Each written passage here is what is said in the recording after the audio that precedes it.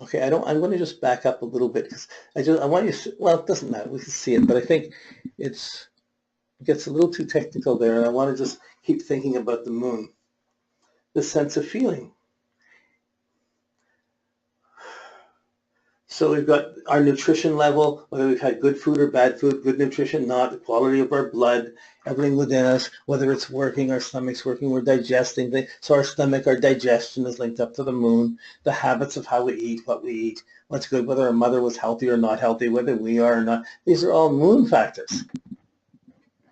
So when they get out of place, we feel disoriented, we feel insecure, we don't feel well. So all of these things are tides of the moon coming up, disturbing, demanding attention because we have a basic need to take care of. I'm hungry. I can't function. I've had too many coffees. I'm too buzzed out. I can't sit still. I've gone 3 days without sleeping. I can't work anymore. There's so many ways we push what's normally healthy. What we eat, what we drink, how many coffees we have, if we smoke. All these things are things we're adding and putting into our body, just like the things we're replacing our mother with. Instead of getting just breast milk, we're adding some cigarettes, we're adding some this, some sugar, some candy. We make our own things, and we think and we feel secure about those things. Doesn't mean those things are always making us secure. If we have too much candy or chocolate, it's going to affect behavior. It's going to affect our whole life. So this, whatever affects the moon affects everything. It's a huge factor. So because the moon is memory, we get into some mystical concepts here. Here we are now today, right now. We're here, we're going through the webinar, we're looking over these ideas, we're thinking, we're trying to assess or listen to these and make sense out of these associations. But everything before this moment, before right now, is no longer real. It's just a memory of what happened before. So memories aren't real. They're like chains we drag along with us. If we meet someone, I went through this, we hit them with these chains of what happened to us. Or they burst up and affect our life. They have a bad upbringing, good upbringing, secure, insecure. It all affects our present day behavior. So the moon, everything before this moment is your memory. Wow. So, well, I remember this. Well, what about this? Much of our sense of security is based on the memories we've had across our lifetime of what we've been through, or whether we're sleeping well, whether we're eating well, same things at different ages. How healthy we are. This memory, but I really like memory. Here we are now living in the moment. The past is everything went before now, but we still tend to give meaning to it and empower these memories. And the more we empower the memories, the less we're able to be paying attention to now. But there's a texture of how these work together, how the archetype works together.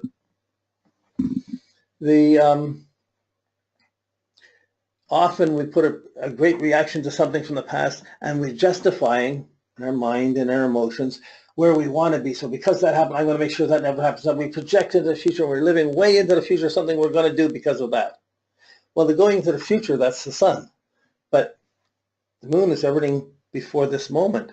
When you're first born, at any moment in your life, it's before this. So you can see when the high tides or when the big experiences of the moon come up. But this process, when you look at a chart, it's almost like the first thing you need to look at. How secure did this person, the soul came into life, picked up this body, how secure was it? That security includes whether the parents were getting along or not getting along, whether they're born in a war zone or in a nice, comfortable place. It includes so many things. So that's basically the moon. These are the factors you work with. And anytime you look at a chart, oh, your moon's in this sign, you can say that, oh, the moon's in Taurus, stubborn. Yeah, we normally think, or expensive. But then you have to slow down and start thinking, wait a second, here's the moon, here's these feelings, here's the past, how did the person come in, what was the first impressions? And then you go through each of the categories of the signs and each of the different things, and you start to be able to develop a matrix, a moon matrix. So we see as a planet, as a circle, as an orbit, but in our experience, it's like a sphere that's around us. It's a bubble or sphere we live in that our whole security is based on. And from that sphere or seed, we begin to branch out or sprout out, become a plant with other branches or other spheres. Okay, each level of the astrology classes, up to the 10th level, goes through understanding the planets in a new way and seeing them in new ways and growing in them new ways. It's the main thing of understanding the mystery of astrology, understanding the mystery of the planets, like understanding the mystery of your friends, of somebody you've known for 20 years or somebody you've known for 2 years. How come they stay? How come, like, you're always learning new things. So we're always collecting memories. We're always working on it. We're always trying to stable it. We want to feel secure. When we don't, we have to do something. It's a powerful force. And there are ways to see what makes someone feel secure or not. So when someone's had big insecurities, then you can see, okay, well, here's how things are supposed to work for you. Usually the insecurities come when you're coming in with a certain attitude and a certain process, and things interfere with that. And then we have to fix it. So some of this could be thought across lifetimes. If we believe in other lifetimes, you could think, if you messed up things in another lifetime, it might affect your health and your security from the beginning start here. We don't come in with a perfect beginning right from the start. We have things left over from other lifetimes, memories and patterns from other lifetimes that we're still paying off karma for. Okay, it's now from here, after we go through the moon cycle, we've gone through a month of the moon cycle, we get through 3 moon cycles, and our basic habit patterns are really getting established in those first 3 months. In fact, you couldn't record the events happening in a kid's life over the first 3 months accurately enough or thoroughly enough. Every day something's happening that will affect by progressions a year in a person's life. So anything happens on a certain day will happen on a certain year in a person's life. And we'll learn this later. But it's an interesting thing, because every day after you're born, every year old you are, every day after you're born is a parallel of the cycles that would happen in the first year of your life. So by 90 days, you're looking at things that would happen in your 90th year. So these process of the moon effects, these 3 months, the first 3 cycles of the moon, affect our whole sense of security, our inner development, our attitude to family, to home, and it really measures the inner progressions or inner development across a lifetime. And there's lots of things, other things that are happening during those times, but they're going into the memories too. And we can never recall all of our memories at one time. But really, it's possible to let go of them and be in the moment and be free of them for a while. Boy, those are really profound new experiences when we do that. Otherwise, we can keep repeating old memories. Okay, 3 moon cycles, and we begin to start recognizing the patterns, recognizing the moods, realizing this is, we can see before we realize something happens before the lights go out. I know they're going to take me, we finish dinner, now, they're going to take me to bed now. You know, then you can begin to realize, you start thinking about the patterns and recognize them and developing a plan around them, making sense out of them. So you begin to recognize your eating, sleeping, functional patterns of the first 3 months, and you begin to make sense of them. So then you begin to play with them. You begin to recognize and anticipate or react or interact with it, and perhaps try and change it or capitalize on it a bit more. But this is the Mercury cycle, 3 months. We learn things in 3-month cycles. And because Mercury is so close to the sun, it was a long time before we could get a really good, clear picture of Mercury. We had pictures, but these are some of the modern pictures that have been taken by spaceships going by it or going over it and around it, and we've gotten really clear, good pictures thanks to NASA and some of the other space agencies. But Mercury has no atmosphere around it. It's too close to the sun. The atmosphere is burnt out. But apparently,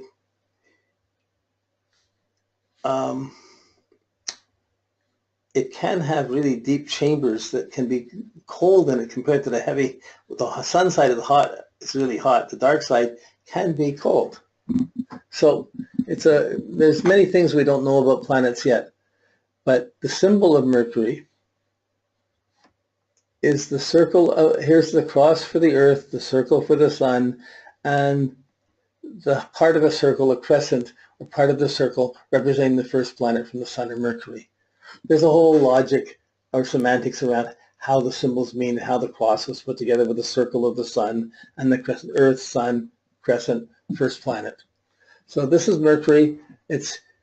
Mercury represents, it's not your physical mind, it's the way you think and make sense out of things. It's you that's making connections to things, making associations and coordinating things.